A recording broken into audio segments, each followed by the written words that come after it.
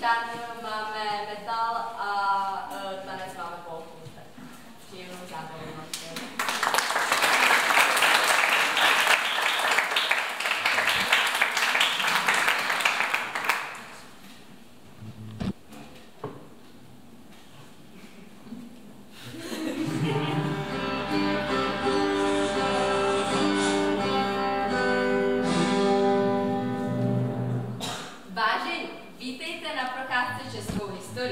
Lepšího průvodce byste nenašli, jsem totiž český lev.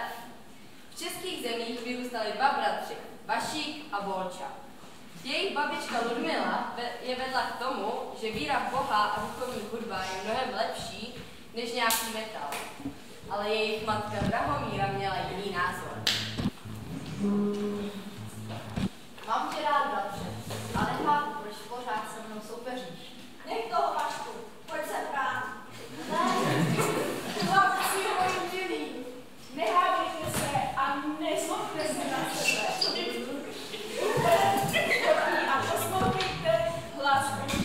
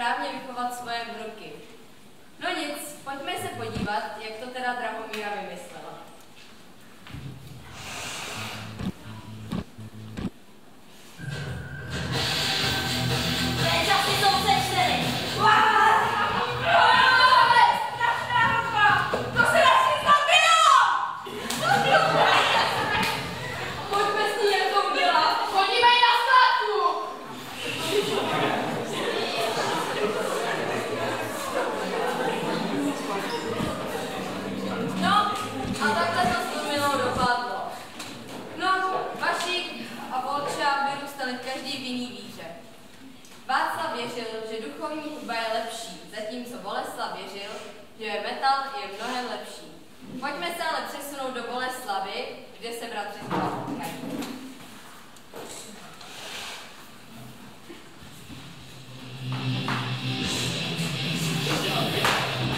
Stop! Mám plán.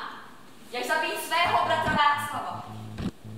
Pozvu ho sem do Boleslavy a pozvu ho na křesťanský ples. Ale pravdou je, že to bude metalový koncert. Bratrovo uši to uslyší, až umře. Geniální. Napište dopis a pošlete ho mému bratrovi. Napište, ať přijede do Boleslavy, bude ples.